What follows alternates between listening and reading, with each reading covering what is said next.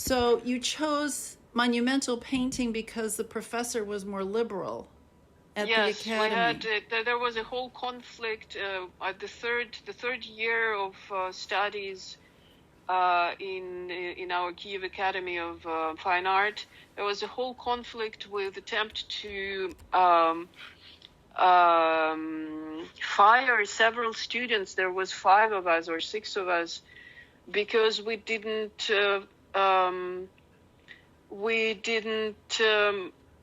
follow the requests of our professor, who was very much into social realism. Yeah. And so that didn't work. We stayed. And then the next course, the next year, there was an option of doing a different medium. And several of us have chosen monumental art because the professor was much more liberal and formal views. He was accepting more formal approach. And also the medium was actually requesting more formal approach. So that's when I stopped doing the painting mainly, and I only gotten back to, I started doing stained glass, mosaics, frescoes, graffitis, and that was till the 6th year. And then the last year I spent time between Kiev and Moscow for Manny Lane, where I went back to painting, basically. Mm-hmm. So that's how it was going. Can you clarify, when you say monumental painting, does that include the other media, like stained glass that you listed?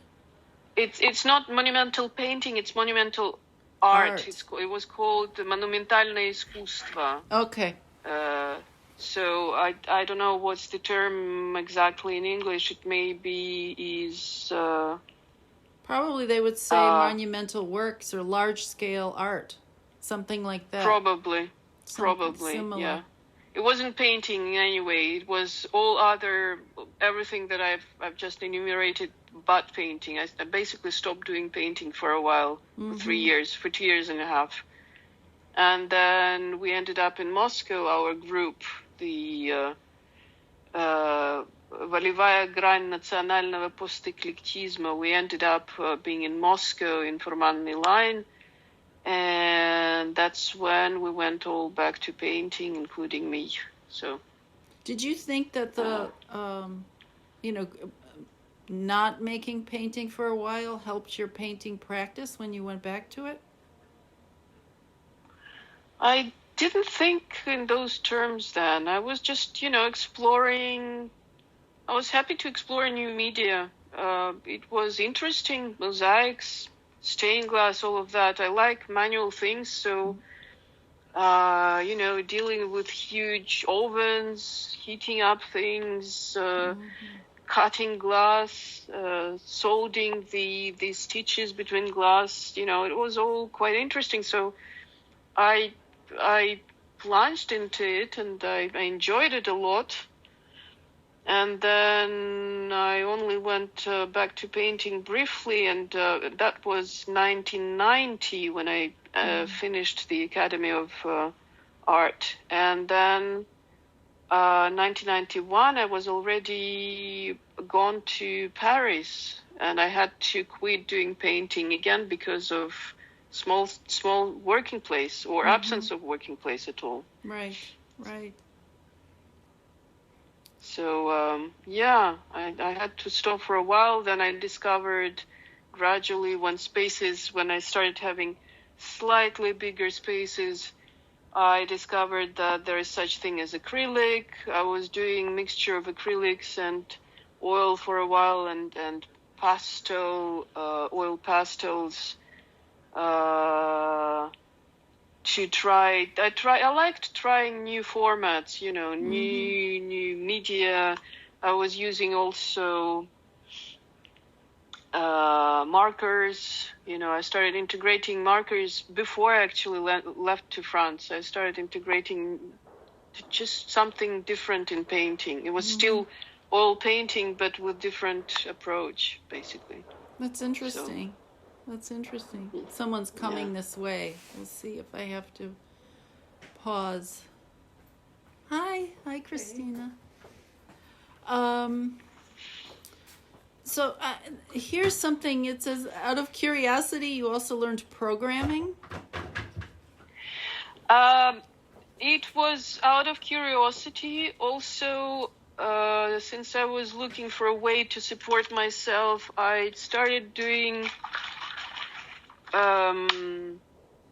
first graphics, computer graphics, and then I took some courses. And first it was for desktop publishing, but then it was the very beginning of computer era and internet era. Mm-hmm. And I was introduced by someone to computers, and it was all very exciting. And I started doing web design, and web design needs to be supported by some minimum technical backup of some basic language knowledge. You can't just do design without knowing how to integrate it. So you have to know some minimum technical basis for doing web design. So I learned that, and that appeared very interesting to me. Mm-hmm. And I somehow happened to continue to explore new languages, and at some point I just went all the way into them. I was very curious. It's a very it's a beautiful area if you start exploring it, and if you do it properly. And it was somehow very going along with my attraction to logical structures, Mm-hmm. all of that. There isn't much of mathematics, but there are logical structures involved in programming, and I liked it a lot. So at some point I went so deep, I basically abandoned practicing any art at all, and I was happy. But then and it was very well paid. Yeah. I ended up being very well paid. But at some point I worked at several projects that were not very exciting, very long, very monotonous. Mm-hmm. And I had to go to the office. I couldn't work from home. And it just, at some point I realized that I'm at someone else's place. I couldn't do that anymore. So I thought I could keep doing that part-time and go back into painting. And I managed to do it for about half a year, but then I realized that painting is a full-time job. So I had to choose, and I chose painting. Basically. That's exciting. I have a sense. I mean, I know when you were, trying to work out a diagram of how to install your works before you ship them, and we were talking about that, and also just looking at your works, I can see that there's a logical structure that you work with. I'm not versed in the language of that to be able to refer to terms very well. But I wonder how much you use that in composing your paintings. Is it, I mean... It does bear some weight. I need things to be justified. I cannot throw on things without having some sort of system of thinking behind. It's maybe a little pompous to say that, but it needs to be. It's not even a question of logic. There needs to be some sort of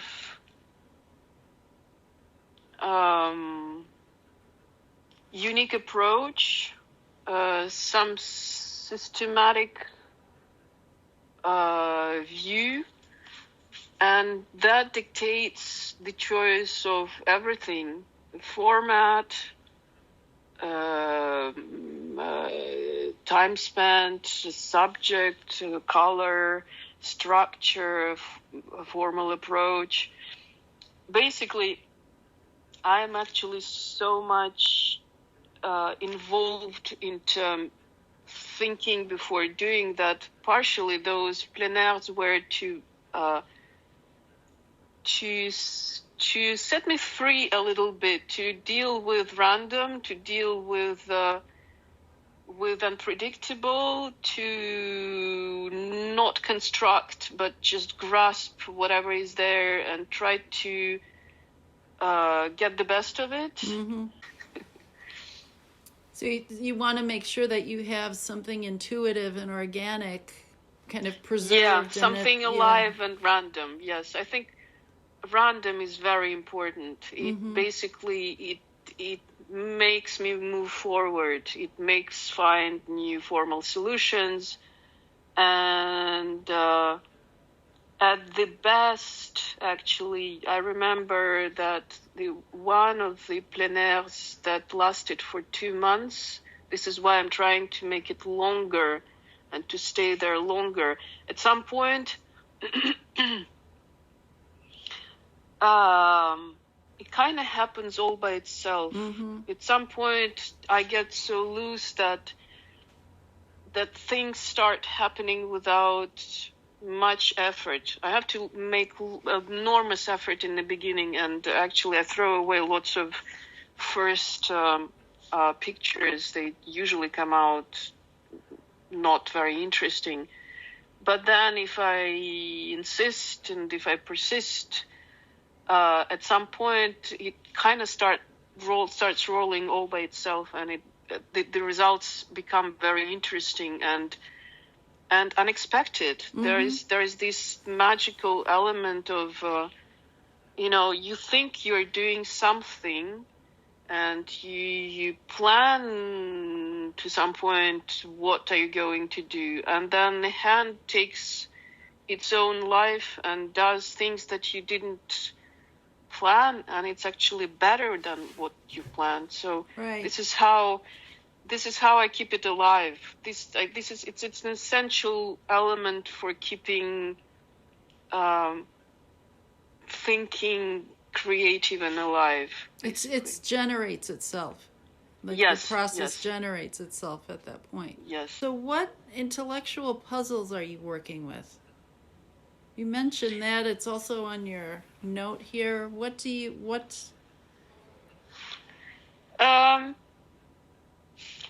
Anything that is a puzzle. You mean kind of philosophical, intellectual, like? It usually has to do with any structures. Actually, just visually, you can take. You can have this approach to constructing a picture, and then every structure means, if there is a structure, logic to a composition, that means that elements of this structure can be played with and moved around in a way when it becomes not so clear and it becomes a puzzle. And I love doing it. It's kind of difficult to explain.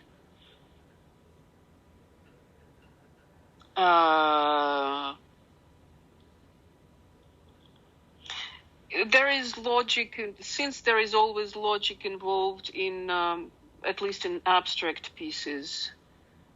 I like to play, I like to not to do just literal reflections of structure, but to play with elements. I don't even know how to explain it better. Mm-hmm. Like, for example, put it this way.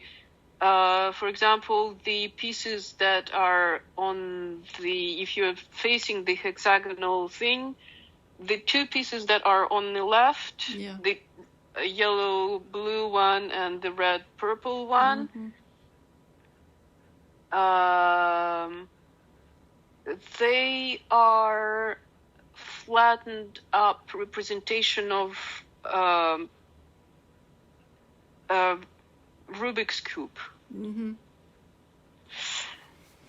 But not just flattened up. I moved around things. So Rubik's cube, or there are many Rubik's cube. We're used to this cubical structure with 9 pieces on every side, but they exist they exist in pyramid. They exist in a spherical structure that you can move around as well. They exist in not hexagonal, but there is this structure which has 5-sided figure on one side and 8-sided figure on the others, and it constitutes a thing. So all these pieces, they suppose that when you move them around, they have all colored, many colors involved. I've reduced the colors to 2, which basically takes off the functionality of the thing, but makes a very interesting graphic object. I see. Yeah. So sometimes it's taking the thing and simplifying it. Sometimes it's moving elements around. Sometimes it's breaking it apart. Like, for example, the golden ratio is breaking apart one structure in all sorts of components that are actually different, each one stretched on its own stretcher, etc. So, but there is a logic to it, and you can move it around, but you cannot construct it in any other way. So there is a logic to this structure, and I do that. This is what I like doing when there is an underlying structure which I'm playing with, and it comes out as a visual representation of that. Symmetry is something I like to play a lot with. All those canvases that are folded and unfolded and have these symmetrical blots on them. I've started before I stopped working and started preparing the expo. I was also exploring structures that are traces of something regular moving around the canvas, etc., etc. I don't like to keep doing the same structure. I like playing with whatever structures I can find. They have to be somehow logical, have to do with math, and be visual. If they have visual translation, that's for me. I take it and I play with it and I break it, and that's the ideal version of what I do. That sounds like fun. It is very much so. and I mean it's problem solving, but there's something very liberating, I think. Yes, about absolutely. Yeah, absolutely. It gives this illusion of control over life, right? Without having necessarily to deal with the messy parts. Exactly. Yeah. Yeah. I think I have kind of one more to ask. Okay. You have Russian intellectual in Paris. And I didn't know if that, does that have to do with your being a foreigner, like always a foreigner there? I'm not quite sure where does that come from. Well, you have kind of your, sort of a few phrases of topics, and we've covered most of them. And one of them is Russian intellectual in Paris. And then talk about programming, talk about the auction scandal, first stolen picture. You have abstract from figurative. You have plein air, 3 cultures, 3 languages, intellectual puzzles, and large landscapes, color phosphorescence. And Russian intellectual in Paris is one of the Well, it must have thoughts, been I guess. written. I must have copied and pasted something that was done a long, long time ago, because I certainly don't identify myself as Russian today. I'm Russian in my passport, but my passport is Ukrainian still. Mm-hmm. And I live in France, and I expose in the United States, and I have a Jewish descendants also. So I have I've learned that search for identity is a very complex thing that takes years and might swing one way or another, and it depends on reality that surrounds you. So Russian intellectual, no. Intellectual, yes. In Paris, that remains to be seen. I don't know how long, if ever, I'm going to stay in Paris. Paris is actually getting empty. Everyone is escaping as they can. Why People are they who have leaving? summer houses have left. So Is it because Paris is getting of COVID, or the city even before? It's because of COVID. It's because that city has become very uncomfortable to live in. It has become it's very adjusted to a tourist agenda, but not very much to a residential agenda. Mm-hmm.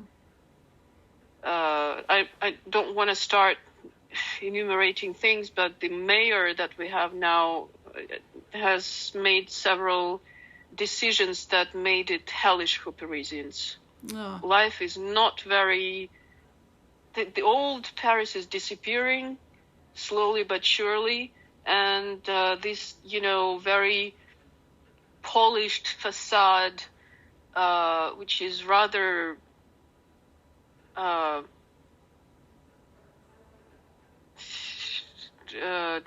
kind of, it's not even multicultural. It's not cosmopolitan. It's just, globalized. Just globalized. Some globalized city. That's it. Is it designed to? The decisions are being made to attract foreign dollars. It's about attracting money? No, I think it's all about the upcoming Olympic Games that are supposed to be in 23 or 24, I don't remember. Mm-hmm. Everything is, the old crusty Paris is gradually destroyed, and at its place there is more and more of, very polished stuff that has no face that appears. That's sad. So, it is sad. It's not the same Paris as the one I moved into. That's for sure. Mm-hmm.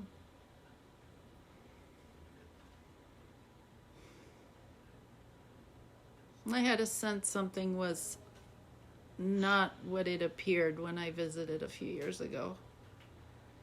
It didn't, I don't know how to explain it. It just seemed, I think I was looking for something older and it wasn't there, or there was just less of it. Yes, there is less and less of it. You can still find it if you make an effort in profound corners of some areas, but there is less and less of it. Mm-hmm. It disappears. It disappears. not the same cafes, not the same boutique, not the same buildings. There is lots of demolition going on. So, I mean, So where do, let's say, the French go for, if you can't find sort of the old Paris in Paris, do they go to other areas of France? Are there other areas or cities in France that seem more, that have remained the way they were, that aren't being changed by development or... Everything that is next to any water has been developed and costs a lot, and usually is quite saturated.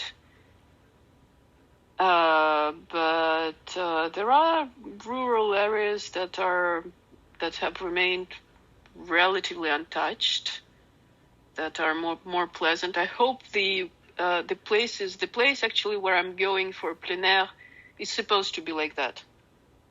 It's in the very middle of France. If you look at the hexagon, mm-hmm. It's right next to Clermont-Ferrand, mm-hmm. Slightly to the south from Clermont-Ferrand, and it's one of those areas where the property is still cheap, and they still close. The restaurants still close for lunch, not open. And it's a French way of being, and there are some chateaux that are still owned by the families historically, stuff like that, So that's wonderful. There is, there are still, but Parisians are escaping for now. But there is a general tendency. Paris is, emptying up because it's just way too difficult to live here. Mm-hmm, mm-hmm. Expensive, difficult, and becoming not very interesting. Right. Before it was a place where people were coming to get together, museums, opera, whatever, but it's a salon of all sorts. Now it's all becoming something else, so people escape. No tourists, and Parisians escape. Right. Are the locations you're traveling to for your plein air holiday now, have you been there before? Are you returning to previous locations? I haven't been there before. I have been in approximate area, but those places, I've been. The latest seasons were done in the places where I was doing 5 times around the same house. So I really was looking for something new. I approximately know the area, but that's it. These are I'm going to a friend's house. She just bought the house several months ago in the beginning of COVID, and she moved there definitely. And she has invited me to do the plein air there. And afterwards, I'm going to another friend's place that is closer to Bordeaux. And I know that area a little as well. I know Gers. I've spent first 5 years of plein air I spent around Gers, but not around Bordeaux. So I kind of know what it is, but not in this version. We'll see. It's all surprise. It's all going to be a big surprise. That'll be interesting. Yeah, I'm expecting it to be. And looking forward. Yeah. Will you bring work back to Paris to finish there, or you want to finish all on site? I used to rework some pieces in the studio, but now I'm trying mostly do it on site. Mm-hmm. If there is sometimes if I see a piece that has some life in it, but not exactly, there is something that doesn't work, sometimes I touch up, but I try mainly to do it in one go on site, and that's it. Mm-hmm. Mm-hmm. And those are usually the best, the ones that just happen like that. I understand. Do you have plans for another series after this one? Or you don't know yet? I don't know yet. I need to go and, I need to do this deep immersion thing, and hopefully I had some ideas before I went to Chicago. I was in process of developing, well, that wall that never happened. I developed some ideas around it, so I was in the process, but since it got stopped, and since then I was kind of occupied with other things, and I barely even worked since then. I have barely worked for the last year. So I'm really looking forward to, this deep immersive experience of with nature. It's also, I'm hoping for it to be not only inspiring but kind of healing as well, because it usually is. So that's good. Yeah, that's good. Yeah. So what did you, if you haven't been painting that much in the past year, what have you been doing? I've been drawing. I've been doing stuff around this object. I've been trying to do smaller versions of it, different, once again, played with the idea of layering stuff. Was playing with the idea of handmade, cut out stuff or printed. Basically, I think there is some potential. It needs to be developed. So I was making lots of thinking, doing some small format models, and drawing, and that's what I was doing. But basically, I was away for a long while, and then there was this COVID stuff, and then I came back, and I had an accident almost immediately. So for the last 4 months, I've been drawing a little, but not very much. For the last 4 months, the two of those, the hand didn't work. 2 months later, after the accident, I started drawing. Do you go for physical therapy? Yeah. Still, that's good. It takes a long time to heal. It takes a while, but I'm feeling better, and I'm putting already some pressure on it. I'm using it in every day. It's a little bit clumsy, but it's coming back. That's good. Holiday helps, Yeah. Yeah. So I'm kind of, just reviewed so many things. I make for a wonderful talk. Okay. I'll see, I recorded this. I can listen to it. I'll send it to you so you have it as well. Okay. And so I think let me know what your technical situation is like once you're situated, south. But in terms of October 3rd. Well, here's the thing. My sense is if the audio here is, hold on.